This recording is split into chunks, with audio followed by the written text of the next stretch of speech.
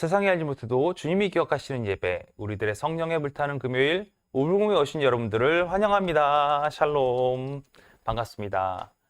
사순절 잘 보내고 계신가요? 우리들의 마음으로부터 거룩해지는 귀한 절기입니다. 하나님께서는 또 우리를 위해서 예수님을 이 땅에 보내주셨고, 또한 이 예수님이 우리를 위해서 우리의 죄 때문에 십자가를 달리셨습니다.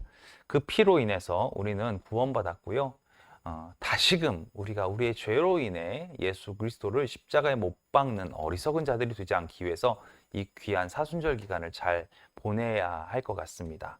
우리의 마음이 좀 더 거룩해지고 우리의 마음이 좀 더 주님 앞에 나아가는 귀한 시간이 되셨으면 좋겠습니다. 자, 오늘도 웨슬리 목사님 말씀을 통해서 그런 일들을 하루하루 우리의 심령 가운데 새겨가시지요. 오늘의 말씀의 제목은 옥스퍼드의 위선입니다. 옥스퍼드의 위선. 이거는 옥스퍼드라는 그 대학이죠. 대학 안에서 그러니까 소위 얘기해서 영국 안에 그 기본적인 교리 자체를 뒤집어 엎는 그런 일들이 일어났던 것 같아요. 그래서 웨슬리 목사님이 이 부분에 대해서 반발하는 글을 적었습니다. 한번 들어가 보시죠. 웨슬리 목사님은 교회의 근본적인 교리, 개신교회의 근본적인 교리, 즉 믿음으로만 의롭게 하심을 받는다는 이 교리를 옥스퍼드가 공격했다고 얘기하고 있어요. 믿음으로만 의롭게 하심을 받는다는 이 교리를 공격한 이 사람들. 그래서 교회의 기초를 뒤흔들려고 노력한 두세 명의 유명한 사람들의 사례에 대해서만 이야기하겠다라고 얘기하고 있어요. 그러면서 뭐라고 얘기하냐? 이들의 주장이 어떤 거냐면 선행을 통해서만 의를 쌓는다라고 얘기하는 사람들이 있다라는 거죠.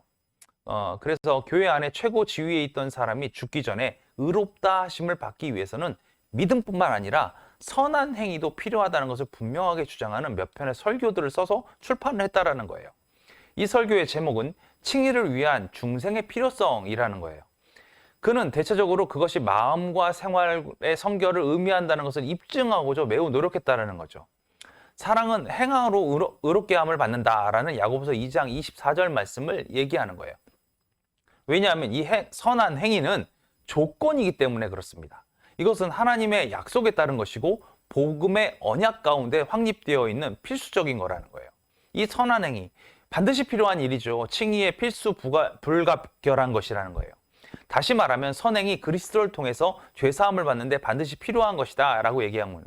얼마 후에 이 사람은 이러한 제안을 증명하기 위해 증거를 제시하는 중에 이들 가운데서 첫째 부류는 일반적인 의미에서 선한 행위를 칭의의 필수 조건이라고 말하는 자들이다 라고 말했어요. 그 다음에 몇 가지 선고들을 살펴본 후에 그는 다음과 같이 말을 덧붙였다고 하죠.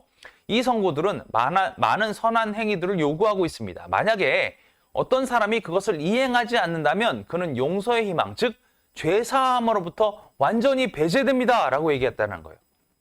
몇 가지 다른 사실들을 또 소개한 다음에 그는 또 다음과 같은 말도 덧붙였다고 합니다.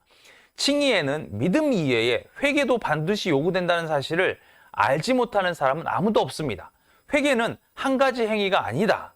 그것은 다른 많은 것의 집합체입니다. 왜냐하면 그 속에는 다음과 같은 행위들이 포함되어 있기 때문입니다 라고 얘기하면서 죄로 인한 슬픔, 하나님의 손길 안에서 수치를 느끼는 것, 죄에 대한 증오, 죄의 고백, 하나님의 자비를 간절히 구하는 것, 하나님의 사랑, 죄 짓는 것을 중단함, 스스로 순종이라는 확고한 목적, 새로운 순종이라는 확고한 목적, 부정한 방법으로 얻은 재산을 반환하는 것, 우리에게 죄를 지은 이웃을 용서하는 것, 자선행위 등을 얘기한다는 거예요.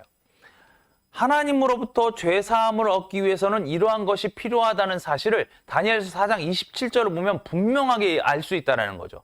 거기서 이 선지자는 그 당시에 죄를 짓고 있던 느부갈네살에게 이런 충고를 한다는 거예요. 그런즉 왕이여, 나의 가난한 것을 받으시고 공의를 행함으로써 죄를 속하고 가난한 자를 긍휼히 여김으로 이 죄악을 속하소서라고 얘기했다는 거죠.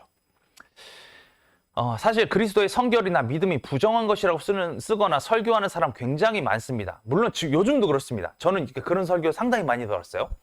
즉 저주나 욕을 하지 않는 것, 거짓말이나 중상모략을 하지 않는 것, 술주정뱅이나 도둑이나 호색가가 되지 않는 것, 악한 것을 말하거나 행하지 않는 것으로도 충분히 천국에 들어갈 자격이 있다라고 설교한다는 거예요. 더 나아가 그들은 믿음에 대한 이 보잘것없는 설명에다가 무엇을 더 추가하냐면 사람은 그의 견해가 정통적이어야만 하고 교회와 국가의 법을 열심히 지켜야만 한다는 거예요. 그것이 광신에 빠지지 않고서 그들이 허용할 수 있는 믿음의 전부라고 얘기하고 있어요. 마귀의 믿음과 이교도의 생활이 소위 선한 그리스도인을 만든다라는 거예요. 말이 안 되지 않습니까? 이거 말이 안 되는 거예요. 믿음으로만 의롭게 하심을 받는다라는 이 교리를 계속해서 비난하고 있는 거죠. 이들은 그리스도의 복음을 비참하게 부패시켰고 이 독약을 세상에 널리 퍼뜨렸습니다. 그것은 우리가 일반적으로 교리뿐만 아니라 행동에서도 부패했기 때문입니다 라고 얘기하고 있어요. 우리 중에서 경건이나 능력의 모양을 거의 발견할 수가 없다는 거죠. 그래서 그 신실한 성읍이 창기가 되었다라고 웨슬리 목사님은 얘기하고 있어요. 그러니까 결국에는 옥스퍼드는 창기와 같은 것이 되어버렸다.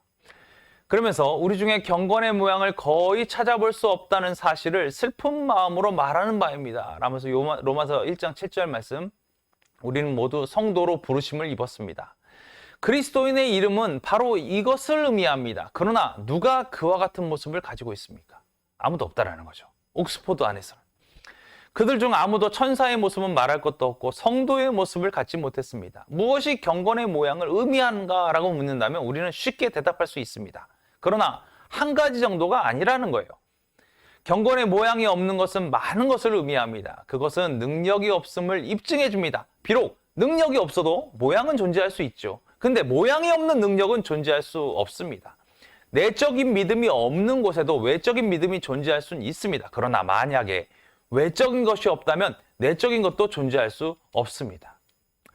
이러면서 웨슬리 목사님은 진짜 믿음이 이 외적인 것을 만들어가고 있다는 것을 이야기합니다. 다른 설교를 통해서 계속 그걸 이야기하고 있죠. 여러분, 행위 없는 믿음, 이것은 지푸라기와 같습니다. 분명합니다. 그건 분명한 사실입니다. 그러나 그렇다 할지라도 믿음이 중심이 되는 거예요. 믿음으로 말미암아 우리는 구원을 받을 수 있게 되는 거예요. 이 믿음이 우리의 행위를 바꿔놓을 수 있는 거죠. 이 믿음이 우리의 행위를 주장할 수 있습니다. 그러나 행위가 있어도 믿음이 없이 존재할 수는 있잖아요. 행위만 가지고 이 믿음이 없다라는 것을 이야기한다. 이건 불가능한 사실이죠. 결국 구원의 주체는 믿음입니다. 구원의 주체는 믿음이고 이 믿음을 통해서 우리의 행위가 변화될 수 있다는 거죠. 이것이 없는 것을 주장하는 것은 모두 다 이렇게 껍데기와 같은 것이 되어버린다는 거죠. 실질적이지 않다라는 거예요. 믿음 없이는 구원이 없습니다. 믿음 없이는 우리를 생명으로 인도할 수 있는 것이 아무것도 없다라는 거예요. 저와 여러분은 아마 이 부분에 잘 아실 거예요. 그렇기 때문에 우리는 믿음을 가지고 있죠. 그렇다면 저와 여러분이 해야 될 건 뭡니까? 오히려 이 옥스포드에서 주장하고 있는 것처럼 이 믿음을 근거로 한 선한 행위가 필요하다는 거죠. 이것이 잘 이루어질 수 있는 우리 우불금 식구들 다 되셨으면 좋겠습니다. 이제 3월도 이제 점점 따뜻해지고 있습니다. 그리고 이 따뜻해지는 것만큼 활동하기 좋은 것만큼 우리를 위해서 오셨던 사순절, 예수 그리스도의 그 보혈의 피의 은혜가 우리에게 더 다가갔으면 좋겠고요. 그를 통해서 아름답고 선하고 거룩해지는 귀한 사순절 잘 보내길 간절히 바라면서요. 우리 다음 주에 또 사순절 승리한 모습 가지고 다시 만날 때까지